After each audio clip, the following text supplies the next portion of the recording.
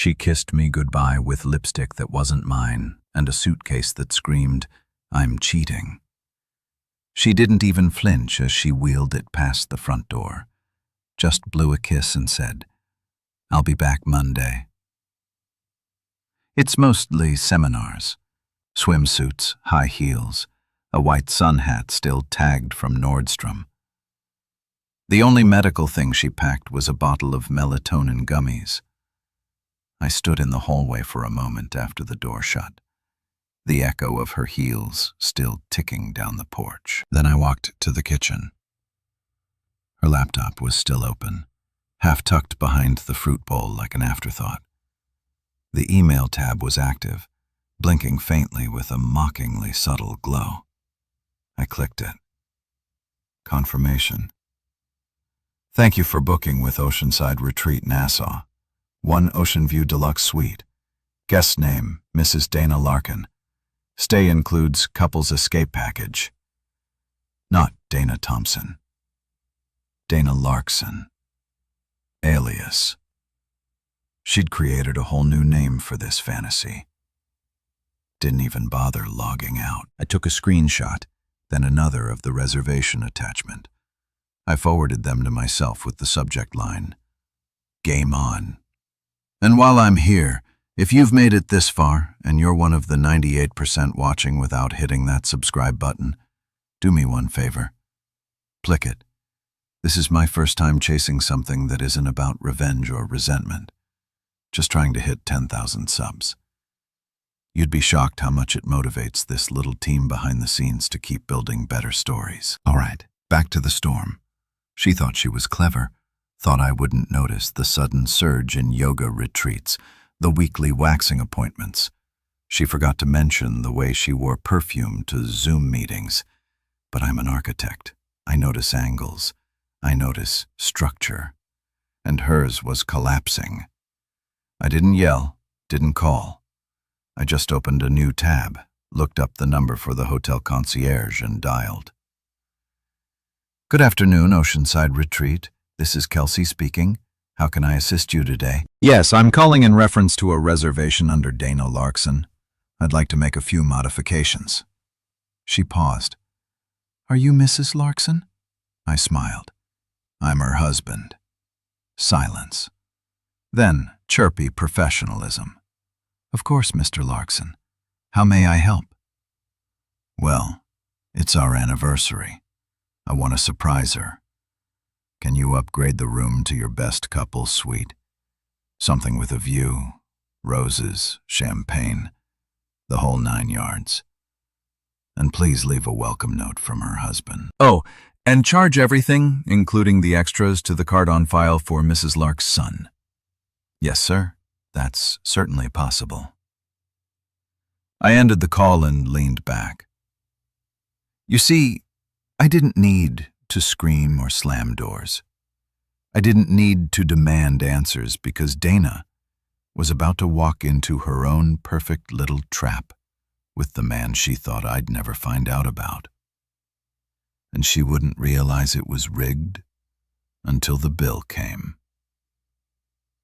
Welcome, Mr. and Mrs. Larkson, the receptionist said with that extra cheerful tone hotel staff save for honeymooners and heavy tippers.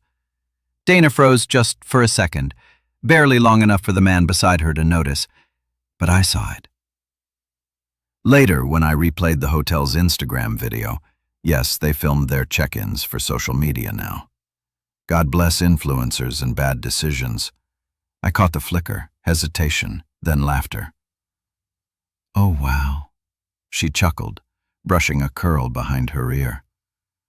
You guys really go all out. Vince, tall, tan, wearing one of those shirts with buttons that only reach halfway, raised a brow.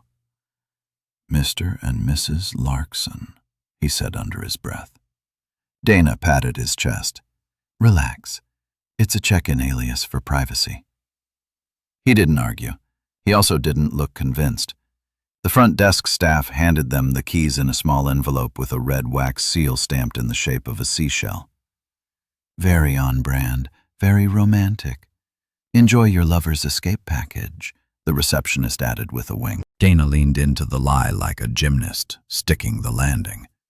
Oh, we will. Meanwhile, I was sitting in my reading chair sipping lukewarm decaf, watching an email notification pop up on my phone. Chase credit alert. Your card ending in $33.99 has been charged $1,422.84 at Oceanside Retreat. The breakdown. Ocean View Deluxe Suite Upgrade. Anniversary Special, Romance Basket. Chocolate-covered strawberries. Champagne, scened oils, hilariously cliché. Couples massage, private terrace. Note printing service fee, one of my favorite parts. They printed my message on ivory cardstock. To my dearest Dana, a weekend of memories awaits. Love always, your husband. I paid extra to make sure it was handwritten in calligraphy. And yes, every penny billed to Mrs. is Vince Lark's son. Because when you cheat using a fake name, you better pray that name isn't tied to someone else's real wife with a real bank account and a real temper. Speaking of which, I was already drafting the next move. Dana's burner email was linked to a public Pinterest account where she'd saved vacation outfit ideas. Red bikini, beaded anklet, matching captains. A post captioned, "Finally getting what I deserve." She had no idea how true that would turn out to be. The concierge sent me a thank you for the tip I left under Mr. Lark's son. 5 stars for creativity. They said Dana thought this trip was going to be an escape. I was making it the crime scene. I didn't need to hack anything. People betray themselves loudest when they think no one's watching. Her fake email, thumbson.escape84 was sloppily linked to a throwaway Pinterest account. An old Spotify profile in a very public Instagram under the name D_Larkson. Classy, real secret agent level work. The Instagram was a goldmine. Photos of palm trees, infinity pools, feet, and sand selfies captioned, "Earn this." And my personal favorite, a blurry picture of Dana holding a neon pink cocktail, straw in her mouth, captioned, #wife on the loose. I took screenshots of everything, cropped, dated, geoed. The resort's account had reposted the image. Some social media intern probably thought she looked like a fun guest. I screen captured that, too. Then I opened the banking app and grabbed the billing history. Itemized charges all tied to the same card. Everything was time-stamped. Every massage, every rose petal. Dana thought deleting text would hide the affair, but she'd built a public shrine to it. Now Vince, I hadn't forgotten about him. He'd shown up in a few background shots on D. Larkson's page, a reflection in her sunglasses, his hand in hers, and in one frame, sloppily cropped but unmistakable, you could see his whole face. It didn't take much to reverse search that image. LinkedIn coughed him up within minutes. Vincent Larkson, Regional Sales Executive, Thermax Corporation. I kept digging. Married to Amanda Larkson, art teacher. Her LinkedIn banner was a mural she painted at a community center. Children's hands, doves, blue sky. A woman who taught oil pastel basics on weekends and posted inspirational quotes like, "Healing begins where honesty lives." Married 22 years. 2 grown sons. 1 golden retriever named Baxter. I know this because the retriever had its own profile. I opened my inbox, clicked compose. No venom, no rant. Just 3 attachments. A screenshot of the room charge billed to Mrs. Vince Larkson. A photo of Dana clinking glasses with Vince under the caption, "Weak escape, red heart." A cropped invoice marked, "Lover's package." 2 guests, 1 bed. I wrote, "Hi, Amanda. Thought you should see what your card's paying for." I stared at the cursor for a second, then hit send. That's the moment the fuse lit. Because Dana didn't just betray me. She used someone else's name to hide her mess and dragged a stranger into it. Amanda didn't deserve this. But Dana, she was about to learn that when you play wife in someone else's name, the real one tends to answer. The reply came 6 hours later. Subject line re: "What your card's paying for." Message body: "Call me." No punctuation, no salutation. Just those 2 words. I could almost hear the tightness in her throat. I dialed. Hello? Her voice was calm. Too calm. The kind of calm that's sitting on top of a mushroom cloud. "This is Frank." She let out a breath that sounded like she'd been holding it for 20 years. "Hi." For 2 hours we talked. And I don't mean small talk, I mean talked. The kind of conversation that only happens when 2 people are staring down the smoldering ruins of everything they used to believe in. She told me Vince hadn't held her hand in years, that their anniversary dinners had turned into drive-through pickups, that he always kept his phone face down like it was allergic to sunlight. She'd suspected, of course, but the extent, the hotel, the suite, and Dana. I told her about the shifts, the subtle lies, the fake work calls, the fact that my wife could pack a suitcase with swimsuits and camelot lingerie, look me in the eye, and say she was going to a conference on spinal inflammation.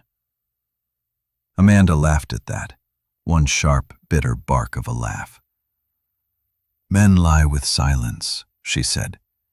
"Women lie with color-coded calendars."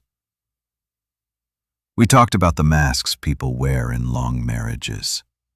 How easy it is to pretend to protect the routine. How terrifying it is to admit the person next to you became a stranger, while you were still setting the table for 2. Then, just as the call was winding down, she said, "I'm sending you something." A few minutes later, my inbox pinged. It was a PDF, a scanned copy of her credit card statement. Everything from the oceanside trip highlighted in yellow, room service, the boutique spa, even a purchase from a Sensual Silks pop-up kiosk near the beach. $1,319.94 for lingerie Dana never intended for me to see. Attached was a second file, a formal email draft addressed to the Board of Trustees, Kindbridge Women's Wellness Foundation. That's Dana's nonprofit. Turns out Dana hadn't used her personal email to book the flight to the Bahamas. She'd used her corporate address, because when you're rushing to coordinate a secret tryst between work obligations, you forget which mask you're wearing. Amanda's message to the board was devastatingly precise. No accusations, just documented charges, reservation details, and one line. This may not reflect well on the organization's commitment to ethical leadership. She didn't need to add anything else. Before we hung up, Amanda said, "I'm not doing this for revenge. I'm doing it because she dragged my name into her lie. And I clean up my name." I said, "Same here." We never talked about what comes next. We didn't have to. Some people make noise. Others, like Amanda and me, we send PDFs. The sun was perfect that morning. Too perfect. The kind of clear, endless blue that feels artificially bright, like a vacation ad you don't quite trust. Dana lay out on a lounger in a strappy white bikini, sipping something neon from a coconut, sunglasses perched high on her forehead like she'd just solved her life. She hadn't. She detonated it and hadn't noticed the ticking yet. Vince was the first to crack. He'd been scrolling his phone for 20 minutes, tapping, swiping, frowning. Then he stood up and walked off toward the beach bar. 5 minutes later he came back, phone pressed tight to his ear, jaw clenched. "No," he snapped. "No, that's impossible. I didn't." "Hello? Hello?" Dana didn't look up. Can we not have work calls today? She mumbled. I still closed. Vince ignored her. He opened his banking app again. Then again. Then he cursed under his breath and stared at her, something cold slipping into his voice. My wife canceled all the cards. Dana blinked once. What? All of them. Credit. Debit. She locked the business account, too. Dana sat up slowly. Wait, what do you mean, your wife? You told me. I told you a lot of things. She unlocked her own phone, fingers suddenly shaky. Notifications started pouring in. Fraud alert. Unusual activity detected on your Capital One account. Attention, your checking account has been temporarily frozen. Warning, charge declined, insufficient funds. She tried refreshing. Nothing moved. Nothing worked. Her screen froze on a red exclamation mark next to her mobile banking app. Dana looked up from the screen like someone just slapped her mid-massage. That's when they saw hotel security walking toward them. Two men neatly dressed, polite but firm. One was holding a printed statement. Mrs. Larson, one of them asked. Dana stood up slowly. It's Thompson. Dana Thompson. The taller guard didn't blink.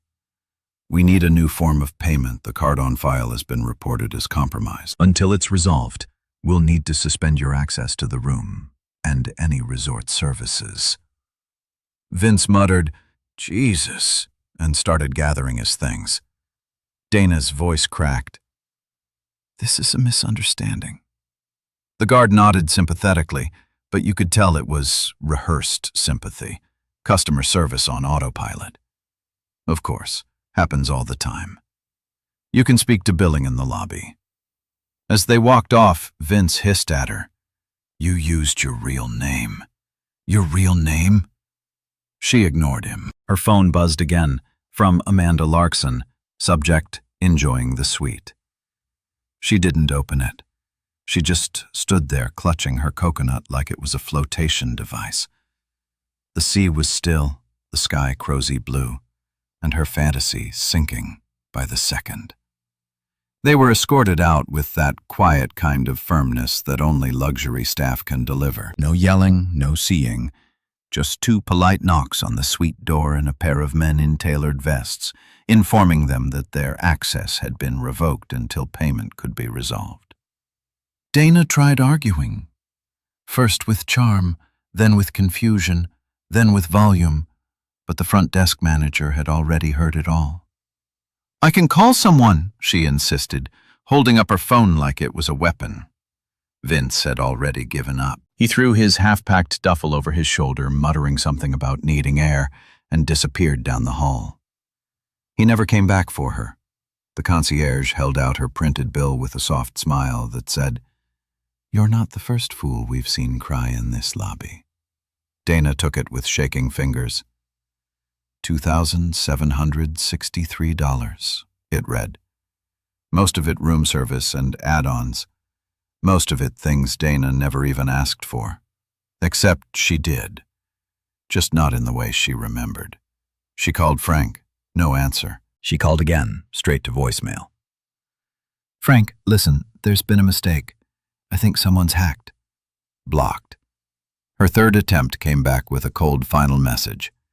This number is no longer available. Panic sank into her chest like wet cement. She stood in the middle of the resort lobby, trembling under the air conditioning, surrounded by tan strangers in flip-flops and floppy hats, each of them blissfully unaware that she was unraveling in real time. She spent that night at a cheap motel 5 blocks from the resort. The Wi-Fi barely worked. The bed had a cigarette burned through the comforter. There were no rose petals, no champagne, no ocean view. Just a stale vending machine down the hall and a couple arguing next door over child custody. Dana curled up in the corner of the bed and opened her gallery app, scrolling backward through beach selfies, blurred sunsets, and bathroom mirror shots of her and Vince. None of them looked like real people anymore. Back home, Frank poured himself a drink on the security cam. He watched Dana's sister pull up to the curb. She stepped out of a beige SUV, popped the trunk, and walked up to the porch with a cautious look in her eye. She rang once. Frank didn't answer. She looked up at the camera, then bent down, picked up the duffel bag Frank had left by the door and carried it back to her car. She opened the back seat, grabbed a box labeled bathroom and another marked shoes. Frank picked up his phone. To Karen, Dana's sister. Thanks. She'll need the rest soon. He watched her read the message. She didn't reply. She just closed the trunk and drove off. No tears, no drama, just the slow disassembly of someone else's life. Dana would be home soon. Only now, there was no home to come back to. Just a house that no longer recognized her. Monday morning at Kimbridge Women's Wellness looked like any other, except it wasn't. Dana pulled into the office lock 10 minutes late, hiding behind sunglasses far too large for fall weather. Her heels clicked across the tile like they still meant something, but her posture betrayed her. The bags under her eyes hadn't been covered well. Her lips were chapped. She hadn't slept. The front desk receptionist, usually chatty, barely glanced up, just a muttered good morning followed by a sudden interest in her keyboard. Dana kept walking. She didn't know that 2 hours earlier the board of directors had received a slim manila envelope.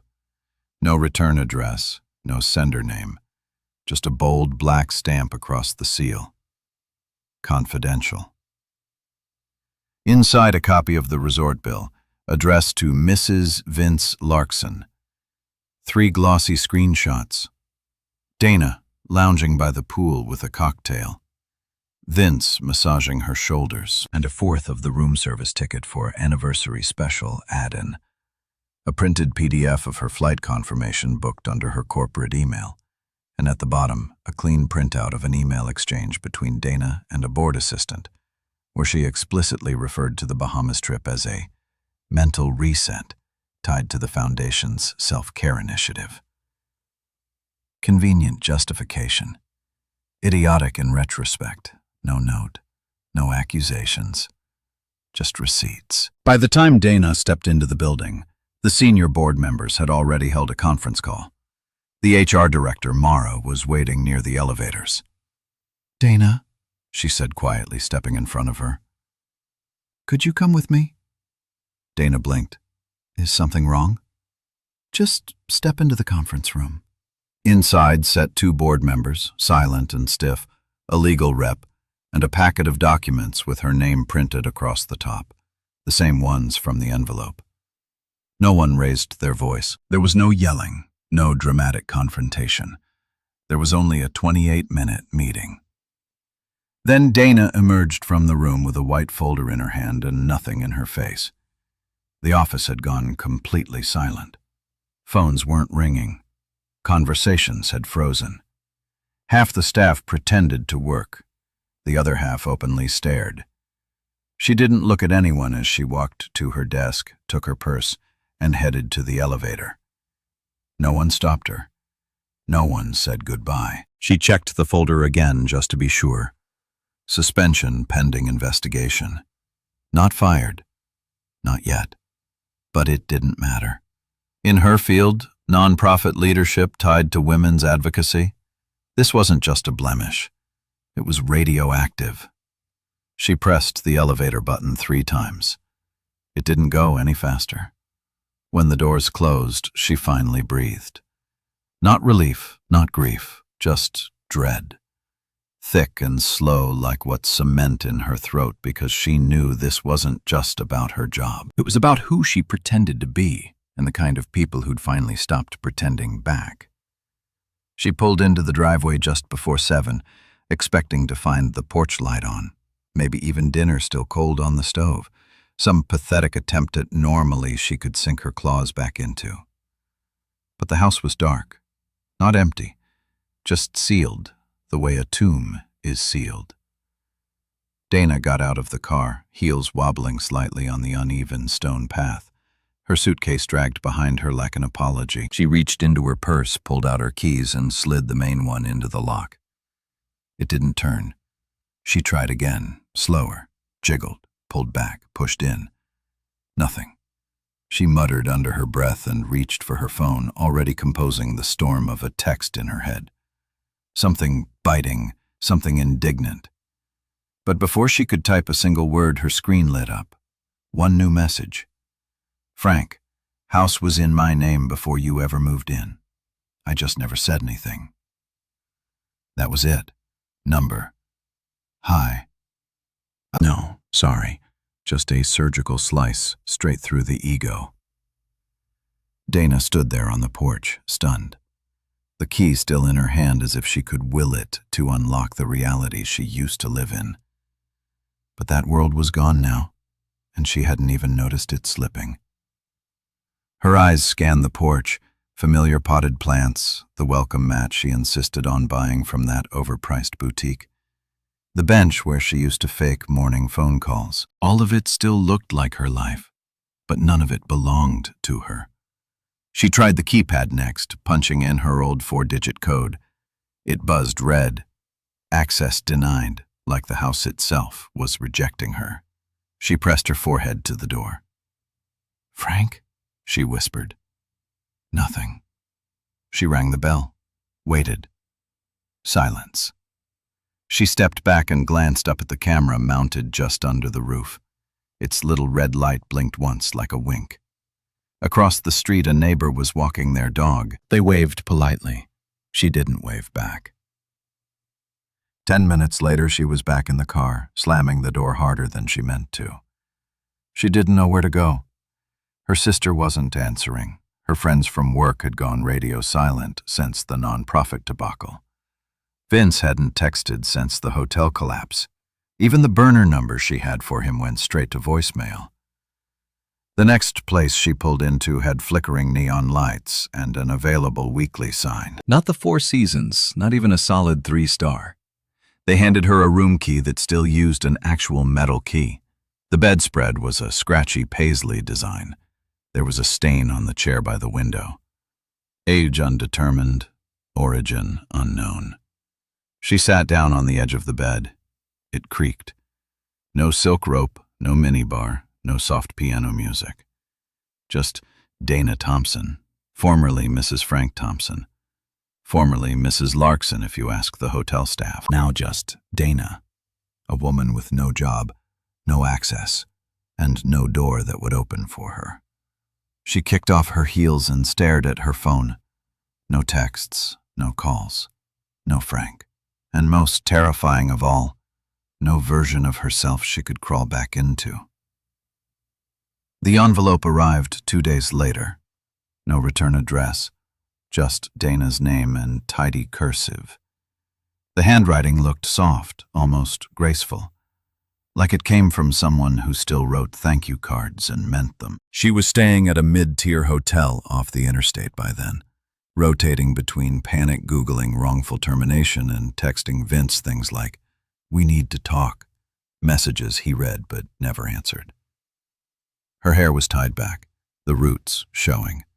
Her face, once surgically calm, now had creases that didn't leave when her expression changed. She opened the envelope over a styrofoam breakfast tray. Inside, a single sheet of cream stationery typed. No header, no signature. Just one paragraph, center-aligned. You and I were both lied to. Differences. I got out with dignity. You sold yours for sand and wine. No name, but Dana knew. Amanda's words landed harder than any insult Frank had ever thrown, because Amanda didn't rage. She didn't accuse. She didn't even sound angry. She sounded done. Dana crumpled the paper on instinct, her hands shaking, breath uneven. She stood up too fast, knocking over the tiny plastic cup of motel coffee, the brown liquid soaking the edge of the bedspread. She held the letter, crushed in her fist, then dropped it, then picked it back up, slowly smoothing it out with her palms. She tore it in half, then minutes later taped it back together carefully. Back at the house, Frank was in the kitchen sipping a black coffee, standing in front of the wall-mounted monitor that showed the front yard camera feed. Dana was there, standing just outside the gate, same crumpled envelope in her hand. She stared at the camera, puffy-eyed, blotchy-cheeked, her expression flickering between disbelief and pleading. She looked down at the letter again, read it a second time, and then, as she cracked, the sob came out raw, deep from her chest, the kind of sob that doesn't ask for comfort, just release. She dropped to the curb, heels kicked off, mascara running, hugging her knees like a child left at the wrong house. The gate never opened. Frank didn't move, just turned the volume down on the monitor, walked back to his desk. There was nothing to say, nothing to fix. You don't fix a person who sold their dignity for a getaway suite and a man with a LinkedIn profile full of lies. You watch them fold and let them tape themselves back together, crooked, cracked, and all alone. The final envelope arrived on a Thursday. By then, Dana had moved again, this time to a short-term rental near the airport, one of those soul-sucking corporate units with fake plants and laminated checkout rules taped to the fridge. The kind of place designed for people who've either fled something or been kicked out. She knew the envelope wasn't junk the moment she saw it. Heavy cream paper, embossed logo in the corner, Oceanside Retreat and Spa.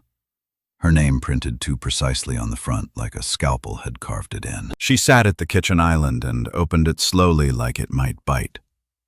Inside, a 4-page itemized invoice, every room service charge, every upgrade, every floral delivery, extra towel fee, minibar rate. It was all there, categorized by date and time, the numbers tallied in a perfect, merciless column. At the top of the first page, under billing contact, it read in crisp black type, Amanda Larkson.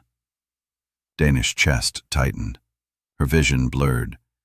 There was something else in the envelope. A post-it note, pale yellow, Frank's handwriting.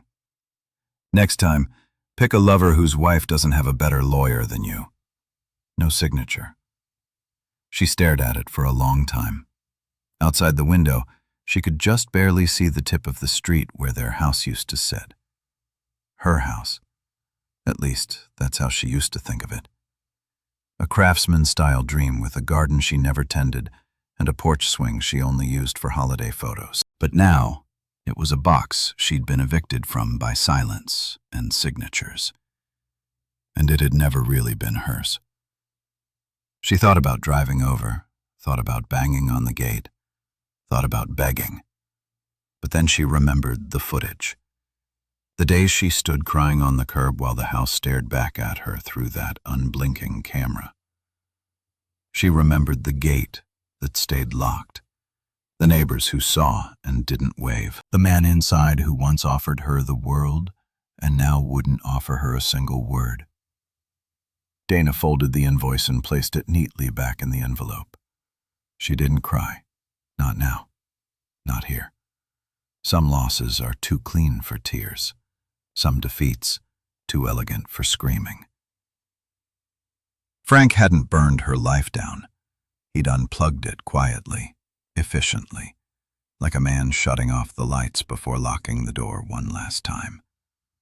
And, in the final tally, all that sand and wine had cost her more than money. It had cost her the last version of herself she still recognized.